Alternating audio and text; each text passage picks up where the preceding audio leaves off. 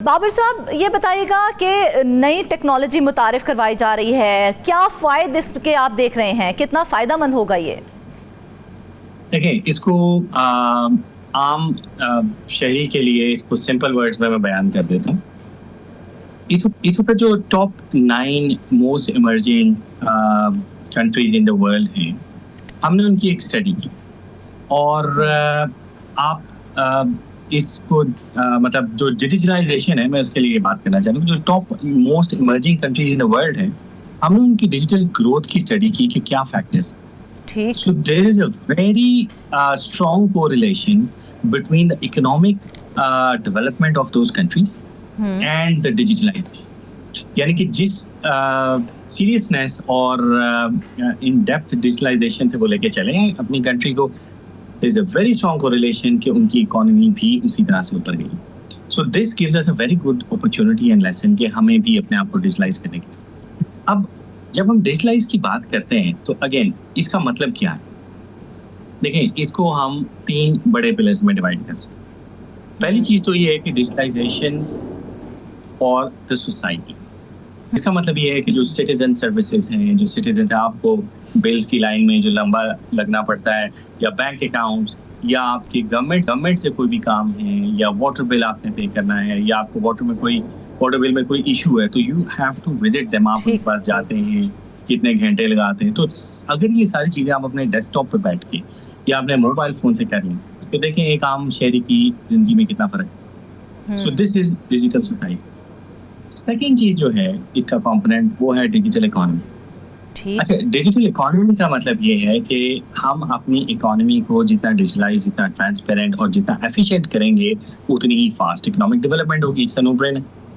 और इसका तीसरा पार्ट जो है वो है डिजिटल गवर्नेंस। हमारी गवर्नेंस, जिस तरह से अभी डिस्कस हो रहा था कि हमारी जो गवर्नेंस है उसमें एफिशिएंसी, ट्रांसपेरेंसी बहुत ज़्यादा इंस्टिगेट होगी जब हम आईटी इंटरवेंशन से डिजिटलाइजेशन में। तो इन चीज़ों को रियलाइज करने के लिए मल्टीपल इनिशिएटिव्स दिए जा रहे हैं। ऑफ कोर्स के डीप प्रोजेक्ट जो है इज अ की माइलस्टोन। इट्स अ की milestone in the digitalisation journey of Pakistan. अच्छा बाबर मजीद साहब, ये कहिएगा कि ये जो नया मंसूबा है, साइबर सिक्योरिटी का रिस्क कितना है इसमें? देखिए, जब डिजिटलाइजेशन होगी, जब चीज़ें ऑनलाइन होंगी, तो ऑफ कोर्स साइबर सिक्योरिटी के न्यू रिस्क इवॉल्व होंगे। This is how they go hand in. That is why इस सारे प्रोजेक्ट के अंदर साइबर सिक्योरिटी एक खास कंसर्न है। तो जब हम डिजिटलाइजेशन को डिज़ाइन करते हैं तो उसके साथ हम उसकी साइबर सिक्योरिटी आर्किटेक्चर एक कंप्लीट लेयर होती है। यानी कि ये ऐसे नहीं है कि आपने सिर्फ डेवलप कर लिया और साइबर सिक्योरिटी का आपने ख्याल नहीं रखा। तो of course cyber security architecture जो है वो इस स्कोप का इम्पॉर्टेंट पार्ट है, और उसको करने के लिए हमने very systematically different experts, bodies and departments को एंगेज किया। यानी कि थॉरो प्रोसेस के जो भी चीज़ डिजिटलाइज होती है, नॉट ओनली ये कि उसको इन ऑपरेशन साइबर सिक्योरिटी स्टैंडर्ड्स पे देखा जाता है, बल्कि जब वो डेवलप हो रही है, उसका आर्किटेक्चर बन रहा है, एवरी स्टेज के ऊपर वो डिजिटलाइजेशन की जाए और साइबर सिक्योरिटी की एफर्ट्स की जाती है। ठीक, जावेद हुसैन, आप डॉक्टर बाबर से कोई सवाल करना चाहेंगे? जी, अच्छा डॉक्टर साहब, जैसा कि डीप के बारे में हम बात कर रहे हैं, तो जैसा कि फरजाना ने भी सवाल किया था कि माइंडसेट तब्दील करने की ज़रूरत है। पहले तो डिजिटलाइजेशन से मुतालिक लोगों को शऊर देना पड़ेगा, उसके बाद फिर इस प्रोग्राम की तरफ आना पड़ेगा। तो ये एक बहुत बड़ा चैलेंज है। इस पर आपकी क्या राय है कि इससे कैसे अबूर किया जाएगा इस चैलेंज को? अच्छा, ये आपने बिल्कुल सही कहा। देखें, जब टेक्नोलॉजी को इम्प्लीमेंट करना होता है तो एक चीज़ याद रखें कि सबसे आसान पार्ट टेक्नोलॉजी को इम्प्लीमेंट करना, जो बाकी के 2 कंपोनेंट्स हैं वो बड़ा चैलेंज होता है। सबसे बड़ा जो मैं अभी एक्सप्लेन करता हूँ, सबसे बड़ा चैलेंज जो होता है वो होता है पीपल, चेंज मैनेजमेंट, ट्रांसफॉर्मेशन। जब भी आप ट्रांसफॉर्मेशन करते हैं तो ये एक बेसिक ह्यूमन नेचर है कि humans don't welcome change easily until unless they're convinced. और ये challenge internal and external both है गवर्नमेंट, यानी कि within the government as well. हम ये फील करते हैं, हम ये ऑब्जर्व करते हैं कि चैलेंज लोगों को साथ लेके चलना, चैलेंज लोगों की कैपेबिलिटी को डेवलप करना। लेकिन जब आप यही सर्विसेज डिजिटलाइज भी करते हैं तो एक बहुत बड़ा चैलेंज ये भी है कि क्या लोग इसको एक्सेप्ट करते हैं, यानी कि क्या लोग इतने कैपेबिलिटी हम लोगों में डेवलप कर सकेंगे कि वो उस एप्लीकेशन को यूज कर सके। क्योंकि देखने में ये आया है कि बहुत सी जगहों पर मैंने देखा है कि इवन सिर्फ ये बात पाकिस्तान की नहीं है, मैंने अपनी जिंदगी का कुछ हिस्सा, काफी हिस्सा वेस्ट में गुजारा, तो मैंने देखा कि वेस्ट में भी जो ओल्ड पेरेंट्स हैं उनके, they want to go and stand in the queue. वो कहते हैं वी सोशलाइज, हम मिलते हैं लोगों से, हमें वो तरीका अच्छा लगता है। तो ये चैलेंजेस ऑफ कोर्स हैं। अच्छा, ये है फर्स्ट जो मैंने बताया। पहली चीज टेक्नोलॉजी की इम्प्लीमेंटेशन थी, सेकंड चैलेंज पीपल होता है, एंड थर्ड जो चैलेंज होता है अगेन वो होता है कि आप सिर्फ एग्जिस्टिंग चीज़ों को डिजिटलाइज नहीं कर देते, it's a complete new design. तो अगर हम गवर्नमेंट की डिजिटलाइजेशन की बात कर रहे हैं तो this also means a complete new design of business processes, which actually again is a big challenge because of the people resistance.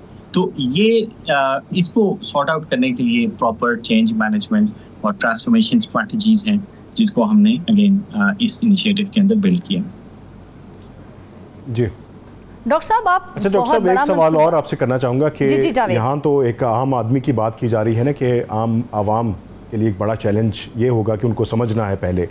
दूसरी जानिब जो सिस्टम में मौजूद जो सरकारी एक माइंडसेट है, जिस तरह के महकमों में जाया जाए तो वहाँ पर स्लो डाउन करने का या काम ना करने की एक रवायत सी नज़र आती है, तो वो एक बड़ा चैलेंज वो सिस्टम के अंदर भी मौजूद है। तो उसे ओवरकम करने के लिए, क्योंकि ये टेक्नोलॉजी तो उनके लिए एक खौफ का बायस है कि उनकी जो इनकम के दूसरे ज़राए हैं वो ख़त्म हो जाएंगे इस टेक्नोलॉजी से, तो ये कितना बड़ा चैलेंज है जो सिस्टम के अंदर मौजूद है?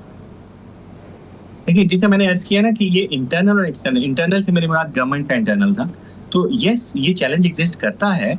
और ट्रांसपेरेंसी और एफिशिएंसी, अच्छा ये ज़रूरी नहीं है कि जिस तरह कहा जाता है ना कि खुदा ना खास्ता पैसे खाने के लिए ही लोग इसको रेजिस्ट करते हैं कि जी वो कैसे होगा, ये बात नहीं है। शायद ये एलिमेंट एग्जिस्ट करता हो टू सम एक्सटेंट। बड़ा चैलेंज जो एग्जिस्ट करता है वो human nature to resist the change. देखिए, एक शख्स जिसने अपनी ज़िंदगी के लिए 30 साल 35 साल वो मैनुअल फाइल्स के ऊपर गुजारे हैं, उनके लिए एक नई टेक्नोलॉजी को लर्न करना और एक्सेप्ट करना, जबकि यंग पीपल उनसे जल्दी उसको अडॉप्ट कर जाते हैं, this has been observed to be a big barrier. अच्छा, इसको एड्रेस कैसे करना?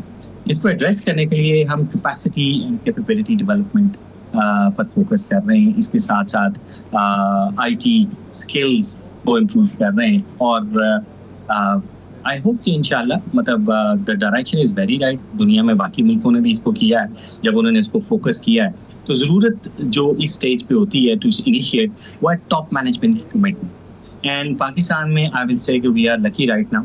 इस वक्त हमें टॉप मैनेजमेंट से कमिटमेंट मिल रही है, गवर्नमेंट में इवन प्राइम मिनिस्टर साहब, even ministries, they all want to do it और वो हमें हर तरह की सपोर्ट दे रहे हैं। So I see light, I see challenges but I see light कि जी ये इसको किया जा सकता है। ठीक है। अच्छा डॉक्टर बाबर साहब, ये बताइएगा, ये जो डिजिटल इन्हांसमेंट का जो मंसूबा आप बता रहे हैं बहुत वसी हमें दिखाई दे रहा है, बहुत से सेक्टर्स इसके अंदर कवर हो रहे हैं, ये मंसूबा मुकम्मल कब तक हो जाएगा?